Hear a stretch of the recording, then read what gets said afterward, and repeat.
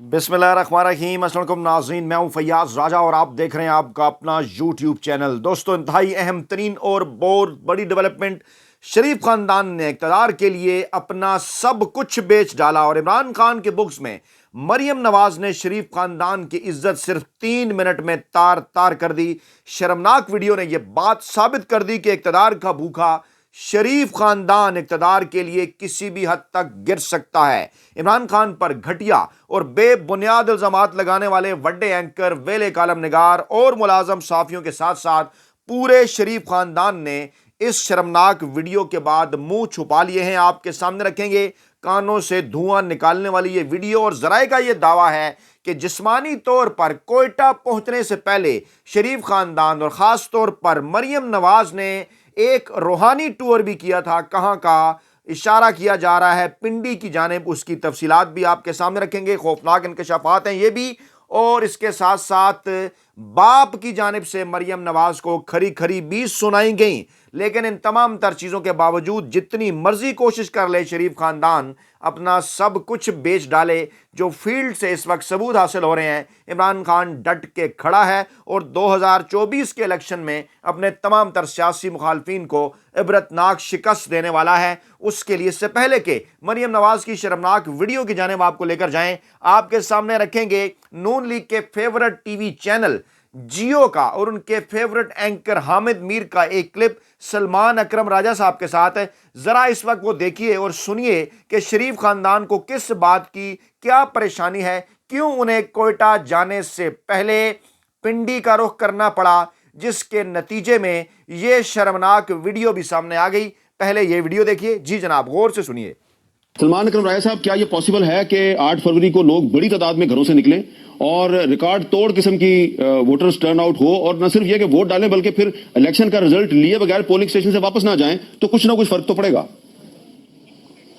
जी बिल्कुल फर्क पड़ेगा और ये मुमकिन भी है। आप देखें कि 2018 से 23 मिलियन नए वोटर, 2 करोड़ 30 लाख नए वोटर जो हैं वो लिस्टों पे आ चुके हैं। और ये वो वोटर हैं जिनकी आज उम्र 18 से 21-22 साल की है। और इनमें अगर ये जोश हो, ये वलवला हो या गुस्सा हो कि हमने अपने मुस्तकबिल को अपने हाथों में लेना है और हमने वोट करना है, तो मैं समझता हूँ इस मुल्क की तकदीर सही मानों में इन वोटरों के हाथ में है जो हमारे नौजवान हैं। इनको बिल्कुल बाहर आना चाहिए, इनको वहाँ खड़े रहना चाहिए और इनको वोट की जो हुर्मत है उसको यकीनी बनाना चाहिए। मेरी नज़र में हमारी अगर जमहूरियत ने पनपना है तो उसका तमाम दारोमदार इन वोटरों के हाथ में है, 18, 19, 20, 21 साल के जो हैं। आपका बहुत शुक्रिया जफरुल्लाह साहब, कामरान मुर्तज़ा साहब और सलमान अकरम राय साहब। बिल्कुल, हमने 18 से 21 साल के वोटर अगर बड़ी तादाद में बाहर निकल आए तो सूरत-ए-हाल तब्दील हो सकती है। 2 करोड़ 30 लाख। आप 18 से 21 साल के दरमियान हैं या नहीं हैं? आपने कमेंट जरूर करना है और बताना है कि यही वो मामला है कि जिसके ऊपर बड़े एंकर, वेले कालम निगार और मुलाजम साफ़ी आपको कंफ्यूज रखने की कोशिश करते हैं ताकि टर्न आउट कम ना हो। इस बात का अंदाज़ा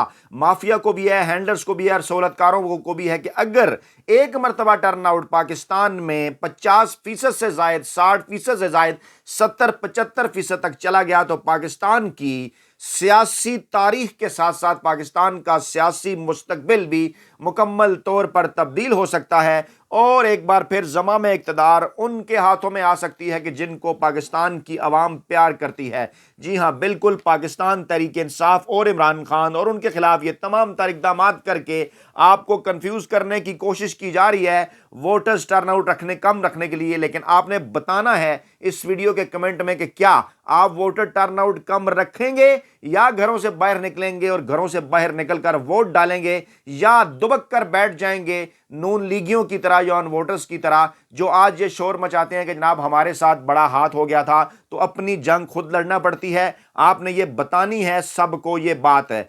और इससे पहले कि मरियम नवाज की उस शर्मनाक वीडियो की जानिब मैं आपको लेकर जाऊंगा, मैं आपको बताऊं कि ये टर्न आउट कम रखने के लिए और क्या कोशिशें जारी हैं। एतजाज एहसन साहब ने जो खौफनाक इंकशाफात किए हैं वो आपके सामने हम रखने जा रहे हैं कि आखिरकार इस साइफर जग का जो केस है, ये जो साइफर का मामला है, इसके अंदर आखिरकार है क्या, क्यों पाकिस्तानी अवाम को इस तरह से कंफ्यूज करने की कोशिश की जा रही है, मकसद ये क्या हासिल करना चाहते हैं, हासिल वसूल इससे क्या होने वाला है। गौर से सुननी है ये वीडियो आपने और फिर उसके साथ साथ दोस्तों के साथ शेयर भी करनी है। जी हाँ, गौर से सुनिए साइफर केस असल में है क्या, बनने क्या वाला है। जी बिल्कुल। कोर्ट ने फैसला दिया है मिलिट्री कोर्ट्स में।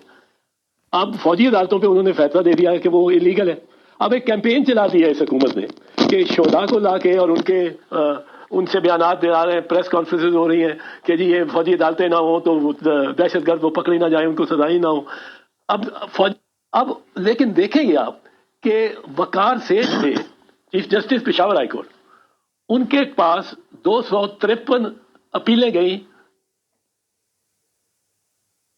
خیبر پختونخوا میں فوجی عدالتوں نے فیصلے کیے تھے 2015 اور 2019 کے درمیان. اب انہوں نے 253 کی 253 پٹیشنیں اور اپیلیں منظور کی اور سیٹیسفائڈ کر دی کنوکشن. کیوں؟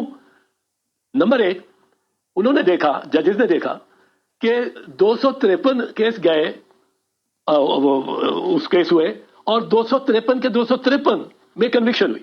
پہلے تو یہ بات بڑی ان کو جب لگی کہ ہر ملزم جو ہے وہ اعتراف جرم کر رہا ہے اور اس کو سزا ہو رہی ہے, کوئی گواہ پیش کرنے کی ضرورت نہیں, کوئی جرا کی ضرورت نہیں, ملزم آ کے.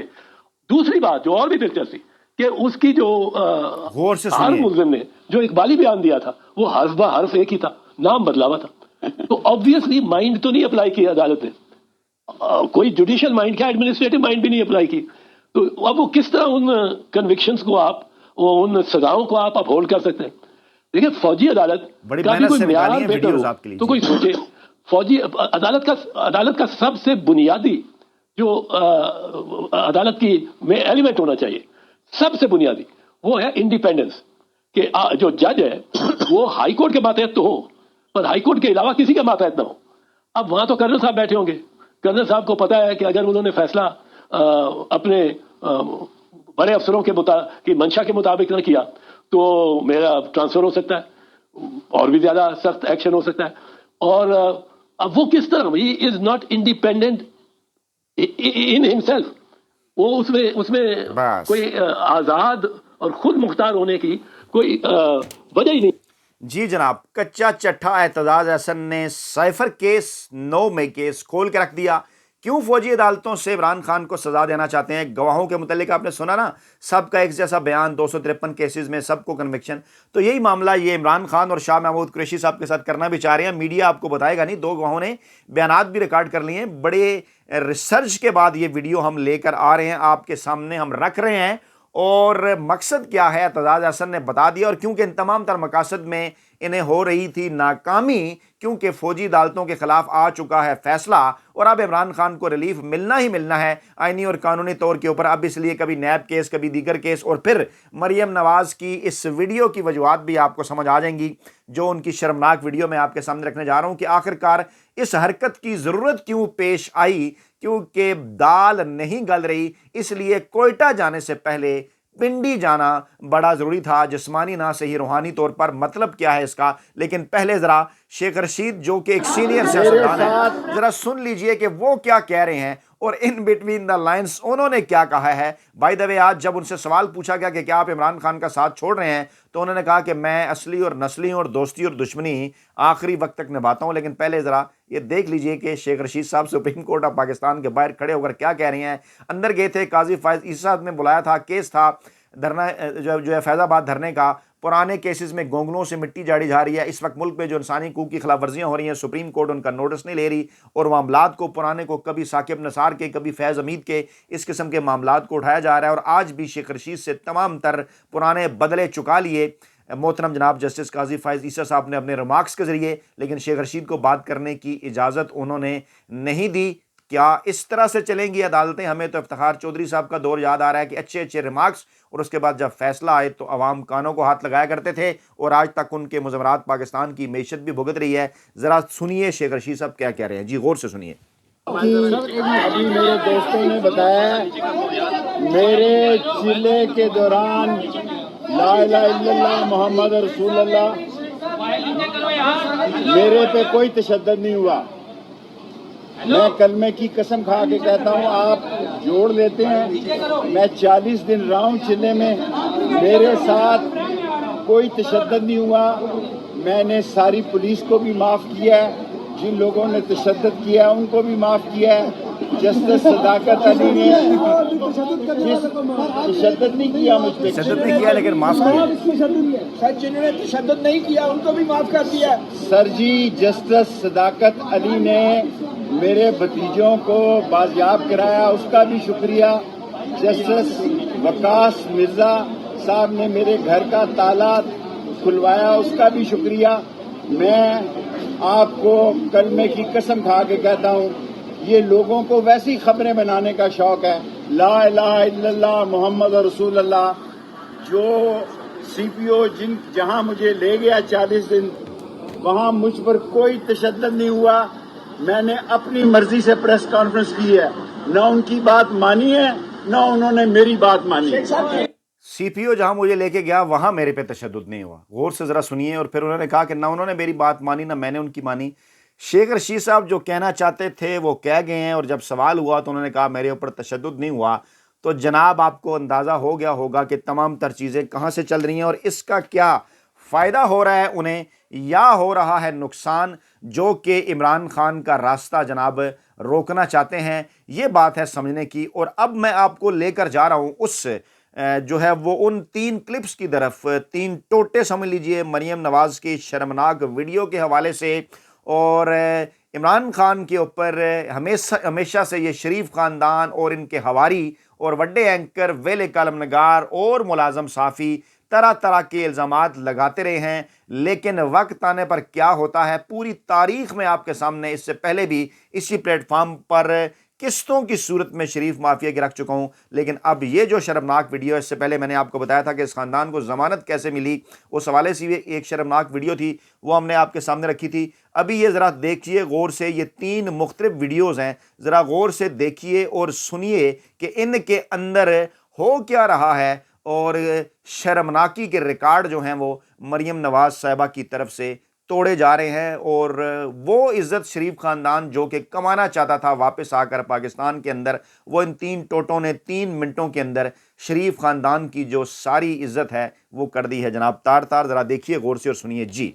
से ओहदे के लिए आपने बाप से वोट ले लिए, वो वाले बाप से वोट ले लिए जो अपने बाप की इजाजत के बगैर किसका साथ नहीं देता। अगर आप ताबेदारी करनी है, अगर आपने सिलेक्ट होना है, तो फिर आपको इमरान खान की पैरवी करनी चाहिए, जो बहुत ढिठाई से और बहुत एक्सपोज होकर वो ताबेदारी करता है, कमात माने है। जहाँ तक सब पर भारी बात है, तो आज मैं भी अपने असूल कुर्बान कर दूं, मियाँ साहब भी अपने असूल कुर्बान कर दें, तो हम तो पूरे पाकिस्तान पे भारी हो सकते हैं भाई। आप पार्टी किसने बनाई थी? सबको पता है, एस्टैब्लिशमेंट ने बनाई थी, और वो शर्म तुमको बगैर कहीं नहीं मगर नहीं अगर आती। पीपल्स पार्टी ने पीडीएम को क्रॉस, बाप पार्टी किसने बनाई थी और शरीफ खानदान फिर उसके दर पर इस वक्त क्या लेने पहुंचा है, ये भी सिर्फ एक वीडियो हमने आपके सामने रखी है। ये देखिए जरा मौसूफ नवाज शरीफ साहब क्या फरमा रहे हैं, जरा गौर से सुनिए और देखिए, और उसके बाद फिर शरीफ खानदान की उस इज्जत का अंदाजा कीजिए जो 3 मिनट के अंदर तार तार होगी। देखिए जरा। ऐसे शख्स को आपने चेयरमैन सेनेट बना दिया है जिसको अपना हमसाया नहीं जानता, कैसे हुआ ये कौन सी ताकतें हैं जिन्होंने ये काम किया? देखा आपने किस तरह से बनीगाला भी जाके कोयटा में उसी जगह पे जाके झुक गया, और बिलावल हाउस वाले भी एक ही जगह पे जाके सजदा कर दिया। ये चाबी वाले खिलौने हैं चाबी वाले। मियाँ साहब भी अपने असूल कुर्बान कर दें, तो हम तो पूरे पाकिस्तान पे भारी हो सकते हैं भाई। ये तो मेरा ख्याल। ऐसे शख्स को आपने चेयरमैन सेनेट बना दिया है ये दूसरा टोटा था। कैसे हुआ? तीसरा जो टोटा है वो इससे भी है जनाब खतरनाक, और इमरान खान के ऊपर इल्ज़ाम लगाने वाला ये ख़ानदान। भाई इमरान खान तो पहली दफ़ा आया ना इक़्तिदार में, आप लोग तो मुसलसल इस कौम के साथ गुज़श्ता तकरीबन 40 बरसों से यही कुछ कर रहे हैं। ये ज़रा देखिए मरीम नवाज़ साहिबा की इस वीडियो का एक और टोटा, ये देखिए जनाब। रातों रात बाप या मां के नाम से एक पार्टी बनती है और वो एक बच्चे को जन्म देती है, और अगले दिन वही बच्चा वजीर आला की कुर्सी पे बिठा दिया जाता है। Shem Shem Shem. रातों रात बाप या मां के नाम से शेम। तो जरा सुन लीजिए, इस्लामाबाद के बाखबर हल्के ये चैलेंज करते हुए नजर आ रहे हैं कि अगर पाकिस्तान तहरीक इंसाफ और इमरान खान के ऊपर ये इल्ज़ाम लगाया जाता है कि वो बाप की बदौलत और इस्टेब्लिशमेंट की बदौलत 2018 में इक़्तिदार में आए थे, तो अब इस वक्त क्या हो रहा है। और एक और दूसरा सवाल भी उठाया जाता है कि चलें अगर इस बात को तस्लीम भी कर लिया जाए, जो कि मुकम्मल तौर पर गलत है, क्योंकि इमरान खान अपने दस्ते बाजू पर आए थे और इन तमाम लोगों को जोड़ा इमरान खान के साथ इसलिए गया था कि इमरान खान की नशिस्तें जो कि सिंपल अक्सरियत बन रही थी उसको कम किया जाए और इनके ज़रिए हुकूमत बनाई जाए और वक्त आने पे घर भिजवाया जाए, जैसा कि हुआ। वक्त आने से मुराद है जब इमरान खान उनकी बात ना माने। तो चैलेंज ये है कि इससे कहीं ज़्यादा उस वक्त जो कुछ हुआ था उससे कहीं ज़्यादा جو اس وقت چیزیں ابھی ہو رہی ہیں، لوگوں کے گھروں کے اندر گھس کر خواتین اور بچے اور پتہ نہیں کیا کچھ انسانی حقوق کی خلاف ورزیاں، اور اب بڑے بڑے الیکٹیبلز اور یہ باپ پارٹیاں اور یہ سب کچھ بھی نواز شریف کو دیا جا رہا ہے، ان کی جھولی میں ڈالا جا رہا ہے. تو عمران خان نے 120 سے 121 نشستیں حاصل کر کے دکھائی دی نا، تو آپ اس کا نصف بھی حاصل کر کے دکھا دیں. یہ اسلام آباد کے باخبر حلقے اس وقت چیلنج کر رہے ہیں نون لیگ کو. اپنا بہت خیال رکھیے گا، دعاؤں میں یاد رکھیے گا. نئی ویڈیو کے ساتھ جلد حاضر ہوں گے. اللہ نے کے بعد.